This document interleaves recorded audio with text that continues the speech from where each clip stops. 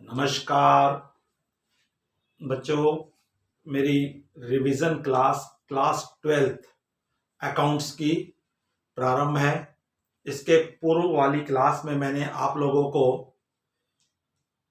लाभ, पार्टनरशिप क्या है, डीड क्या है और उसमें लागू होने वाले नियम्स क्या हैं, उसके बारे में आपको मैंने विस्तार से जानकारी दिया था। अगर आपने नहीं देखे हैं तो फर्स्ट वीडियो को आप रिवीजन वाला देख लीजिए। अब हम देखेंगे आगे कि पार्टनरशिप साझेदारी में पहला हमारा चैप्टर है फंडामेंटल ऑफ पार्टनरशिप। उस चैप्टर्स में दो महत्वपूर्ण हमारे अकाउंट्स बनते हैं। पहला अकाउंट्स बनता है हमारा लाभ हानि नियोजन खाता, profit and loss appropriation account, और दूसरा हमारा बनता है साझेदारों का पूंजी लेखा, पार्टनर्स कैपिटल अकाउंट। तो आज मैं आप लोगों को बताने जा रहा हूं लाभ हानि नियोजन खाता, profit and loss appropriation account किस प्रकार से बनता है। तो चलिए हम देखेंगे profit and loss appropriation account किस प्रकार से बनेगा। तो इसका फॉर्मेट होता है लाभ हानि नियोजन लेखा, profit and loss appropriation account, particular amounts. तो एक्चुअल में फाइनल स्टेटमेंट जो बनते हैं, चाहे सिंगल ट्रेडर्स का हो, पार्टनरशिप फर्म का हो, कंपनी का हो, जिसमें सबसे पहले बनता है ट्रेडिंग अकाउंट, सेकंड नंबर बनता है प्रॉफिट एंड लॉस अकाउंट, और तीसरा नंबर बनता है बैलेंस शीट सिंगल ट्रेडर्स के लिए, सोल ट्रेडर्स के लिए। लेकिन अगर पार्टनरशिप फर्म या कंपनी अपने अकाउंट्स मेंटेन करती है तो 4 अकाउंट मेंटेन करती है। Trading account, profit and loss appropriation account, profit and loss account, third account एक एक्स्ट्रा करती है जो profit and loss appropriation account है, चौथा बैलेंस शीट। तो ये मान लिया गया है कि आप लोगों को क्लास 11th में trading account and profit and loss account आप पढ़ चुके हो। अब थर्ड अकाउंट जो लाभ हानि नियोजन लेखा एप्रोप्रिएशन अकाउंट जो न्यू है वो आपको पढ़ाया जा रहा है। तो जितने भी व्यापार के डायरेक्ट एक्सपेंसेस होते हैं, बिजनेस के, और इनडायरेक्ट एक्सपेंसेस होते हैं, उन सबको ऑलरेडी हम ट्रेडिंग अकाउंट और प्रॉफिट एंड लॉस अकाउंट में लिख चुके हैं। एप्रोप्रिएशन अकाउंट में उन्हीं आइटम्स को लिखा जाता है जो कंपनी के ओनर्स होते हैं, स्वामी होते हैं, उनको जो भुगतान की जाती है, उनको जो पेमेंट्स किया जाता है। अर्थात यहाँ पे ओनर्स कौन है? पार्टनर्स है। तो पार्टनर्स को जो भी पेमेंट्स किया जाएगा वो सब एप्रोप्रिएशन अकाउंट में लिखा जाता है। इसलिए यहाँ पे net profit already profit and loss account बन चुका है, उसका नेट प्रॉफिट आपको क्वेश्चंस में दिया रहता है। सबसे पहले हम उसी को लिखेंगे।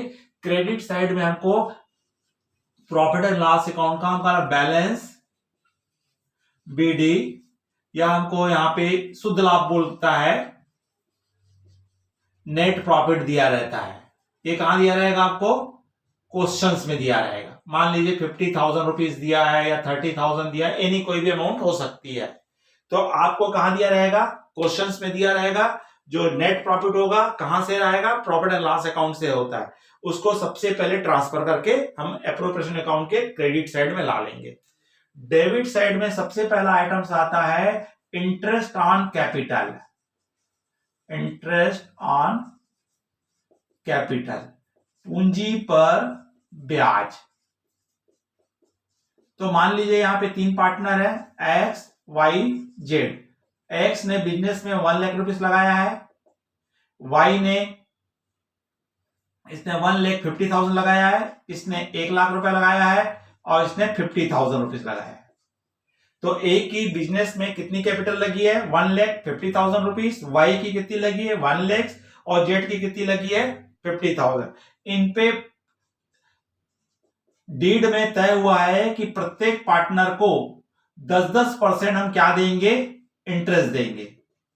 तय हुआ है, डीड में आपका तय है कि प्रत्येक साझेदारों को इंटरेस्ट ऑन कैपिटल कितना दिया जाएगा? 10% दिया जाएगा। तो आप इनका 10% चार्ज करेंगे तो इसका आएगा 15,000, इसका आएगा 10,000, और इसका आएगा 5,000। तो इस तरह से आपका क्या निकल के आ जाएगा? 30,000 रुपीज आपका निकल जा रहा है इंटरेस्ट ऑन कैपिटल, जो प्रत्येक पार्टनर्स को पेमेंट्स किया जाएगा, भुगतान किया जाएगा। सेकंड आइटम आता है कि अगर कोई पार्टनर अपना व्यापार में पूरा समय देता है, टाइम देता है, तो उस टाइम के बदले में उस साझेदार को वेतन या कमीशन पाने का अधिकार होता है, अगर डीड में तय है तो यहां पे 3 पार्टनर थे, एक्स वाई जेड। तो एक्स जो था हमारे कॉमर्स से बैकग्राउंड का था, उसको एक्स वाई और जेड ने कहा भाई आप एक काम कीजिए, हमको यहाँ पे अपने फर्म को संचालित करने के लिए हमको मैनेजर की जरूरत पड़ेगी, क्यों ना आप मैनेजर के जगह में आप स्वयं कार्य कीजिए, जो मैनेजर को हमको सैलरी देनी है उतनी सैलरी हम आपको दे देंगे, क्योंकि आपने कॉमर्स बैकग्राउंड किया हो, आपने एमबीए किया हो, आप व्यापार का बहुत अच्छे ढंग से बेटर तरीके से आप संचालित कर सकते हो, जिससे व्यापार को अधिक से अधिक लाभ होगा। जितना हम उसको सैलरी देते हैं उतना आपको दे देंगे। और एक्स क्या हो गया, एग्री हो गया। तो एक्स अपना पूरा समय दे रहा है, तो एक्स को क्या दिया जाएगा, सैलरी दे। तो एक्स सैलरी अकाउंट, और इसको तय हुआ था कि 20,000 या 10,000 रुपीज हम उसको क्या देंगे, ईयरली सैलरी देंगे। अगर आपको मंथली बोलता है तो मंथली बोलेगा तो उसको इनटू क्या करेंगे, 12 करेंगे। अगर आपको बोलता है पर मंथ 2,000 रुपीज या 1,000 रुपीज पर मंथ बोलता है, मान लीजिए 2,000 रुपीज पर मंथ बोलता है या 1,000 रुपीज पर मंथ बोलता है, तो 1 से हम इसको क्या करेंगे, मल्टीप्लाई करेंगे, 12,000 आएगा। अगर क्वेश्चन में ईयरली दे दिया है तो आपको क्या लेना है, ईयरली ही लेना है, एक ही बार आएगा। वाई को कहा गया है कि वाई बहुत स्मार्ट था, वाई को कहा गया भाई एक काम कीजिए, आप सेल्स का काम देखिए, आप जितना सेल करेंगे उस सेल का हम आपको क्या देंगे, 10% कमीशन देंगे। अगर आपने 1 लाख का सेल किए तो आपको 1 लाख का 10% 10,000 कमीशन मिलेगा। अगर आप 10 लाख का सेल करते हो तो 1 लाख मिलेगा, 1 करोड़ का सेल करते हो तो 10 लाख मिलेगा। जितना ज्यादा सेल होगा उतना ज्यादा बिजनेस को भी क्या होगा, प्रॉफिट होगा। तो वाई को कहा गया, वाई क्या हो गया, एग्री हो गया। तो वाई को तय हुआ था कमीशन दिया जाएगा, तो वाइज कमीशन अकाउंट। और इस नेट सेल का लिखा जाता है, तो आपको क्वेश्चन में नेट सेल दिया होगा या ग्रॉस सेल दिया होगा। तो मान लीजिए इसका हमारा यहाँ पे 1,50,000 रुपए सेल था, तो 1,50,000 रुपए सेल का उसको क्या मिल जाएगा, 10% कमीशन मिलेगा। मतलब कितना कमीशन मिल जाएगा, 15,000 रुपए। और वाई को बोला गया भाई, वाई को पूछा गया भाई आप कौन से रिस्पॉन्सिबिलिटी निभाना चाहते हो, तो वाई ने कहा कि जेड ने कहा कि भाई मेरे पास ज्यादा समय नहीं है, मैं व्यापार को अपना समय नहीं दे पाऊंगा, इसलिए मैं किसी भी काम में अपना हाथ बटाने में असमर्थ हूं। तो जेड ने कहा कि भाई हाँ, अगर आपको कभी भी फर्म को पैसे की आवश्यकता पड़ेगी, फाइनेंस की आवश्यकता पड़ेगी, तो आप बैंक या अन्य कहीं न जा करके आप मेरे से लोन ले सकते हो। और इसी बीच क्या हो गई, फर्म को किसकी आवश्यकता पड़ गई, लोन की आवश्यकता पड़ गई। तो किससे लोन लिया गया, जेड से। तो जेड ने 20,000 रुपए का क्या दिया, फर्म को लोन दिया। तो नियमानुसार तय है तो 6%, अगर तय भी नहीं है तो कोई भी साझेदार जो फर्म को लोन देता है, ऋण देता है, उसको 6% पर एनम के हिसाब से क्या पाने का अधिकार होता है, इंटरेस्ट पाने का अधिकार होता है, ब्याज पाने का अधिकार होता है। इसलिए साझेदार को क्या दिया जाएगा, जेड को दिया जाएगा इंटरेस्ट ऑन लोन। और इसने 20,000 का लोन दिया। अगर साल के शुरू में दिया है तो पूरा 1 ईयर का निकालेंगे, अगर बीच में दिया होगा, साल के किसी भी बीच में, अगर 1 जुलाई को दिया है, 1 अक्टूबर को दिया है, तो उस कंडीशन में आपको काउंट करना पड़ेगा लोन देने की तिथि से लेकर के अकाउंट क्लोज करने के डेट तक, जितने मंथ भी हुए उतने मंथ का चार्ज करना होता है। तो मान लीजिए इसने साल के स्टार्टिंग में दे दिया है, तो इसको कितना मिल जाएगा, आपको 1,200 रुपए, इसको क्या मिलेगा, इंटरेस्ट ऑन लोन मिल जाएगा।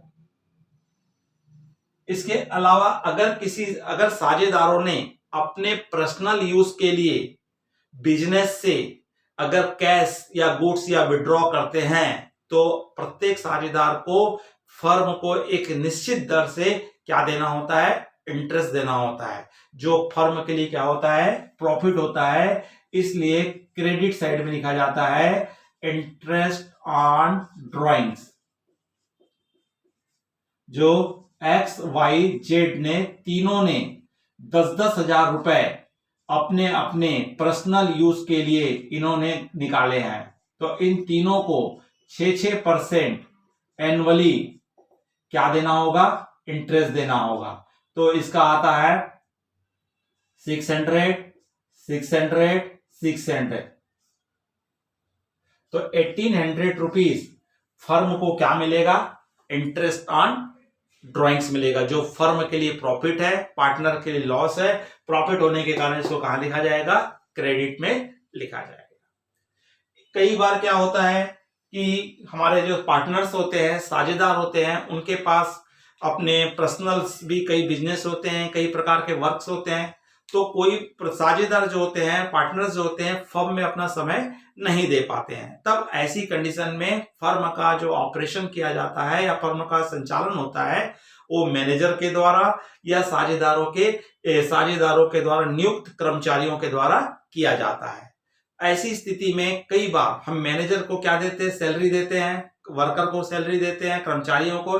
ये already profit and loss account के डेबिट में चार्ज हो चुका रहता है। हाँ, अगर यदि मैनेजर को लाभ में से अगर आप कोई हिस्सा देते हो, प्रॉफिट में से, नेट प्रॉफिट में से अगर उसको शेयर देते हो, तो उस कंडीशन में मैनेजर के कमीशन को एप्रोप्रिएशन अकाउंट के डेबिट साइड में क्या किया जाता है? चार्ज किया जाता है। तो इसलिए मैनेजर का कमीशन है तो वो हमारा कहां जाएगा? डेबिट्स में आएगा, मैनेजर्स कमीशन। ये पार्टनर नहीं है, लेकिन इसको किसमें शेयर दिया जा रहा है? प्रॉफिट में से, नेट प्रॉफिट में से शेयर दिया जा रहा है, इसलिए इसको हम यहां लिखेंगे। तो इसके संबंध में मैनेजर का कमीशन कैसे कैलकुलेशन किया जाता है, मैं एक सेपरेट वीडियो में इसके बारे में विशेष रूप से हर कंडीशन को बेस मान करके आपको बताऊंगा। फिलहाल ये दिया जाता है नेट प्रॉफिट का। तो मान लीजिए नेट प्रॉफिट का बोला है, तो आपके सामने नेट प्रॉफिट है, तो इस नेट प्रॉफिट का 10% मैनेजर को कमीशन बोल दिया है, तो आप डायरेक्ट 10% निकाल लेंगे। 5000 रुपीज मैनेजर को कमीशन दिया जा रहा है। इसके बारे में विस्तार से मैं आपको बताऊंगा। 4-5 हमारे कंडीशंस है, किस कंडीशन में किस प्रकार से कैलकुलेशन किया जाता है, वो हम टोटली मैनेजर कमीशंस वाले वीडियोस में देखेंगे।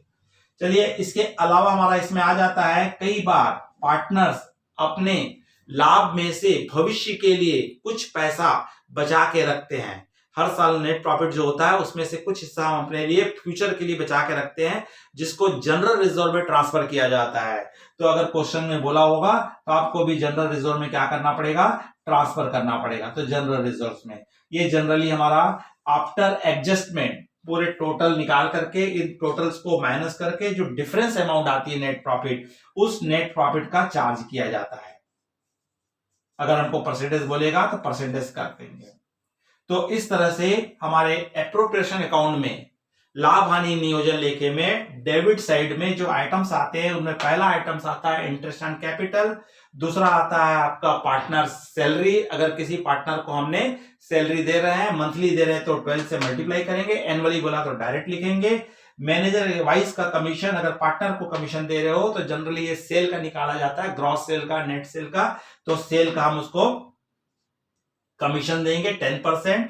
और जेड जो है, फर्म को लोन दिया हुआ है, तो उस लोन पे उसे 6% की दर से क्या लेने का प्राप्त था? अधिकार था, इंटरेस्ट। उसको 6% इंटरेस्ट दिया जाएगा। अगर मैनेजर को नेट प्रॉफिट में से अगर हम प्रॉफिट में से कमीशन दे रहे हैं तो मैनेजर्स कमीशन आएगा।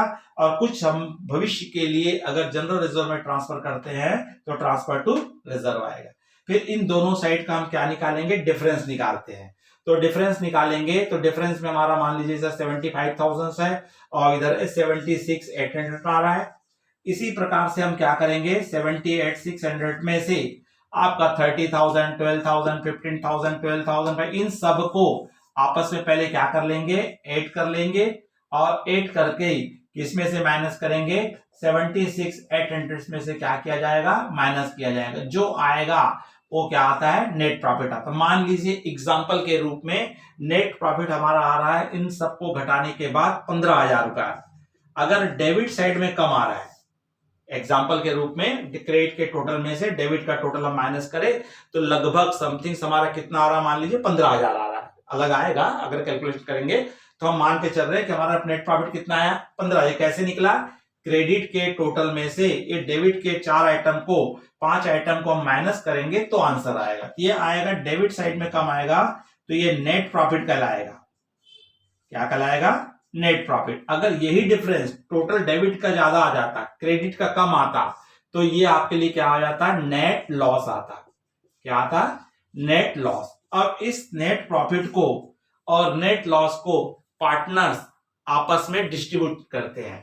तो प्रॉफिट का डिस्ट्रीब्यूशन करना, प्रॉफिट का बंटवारा करना, डिस्ट्रीब्यूशन करना, बंटवारा करना।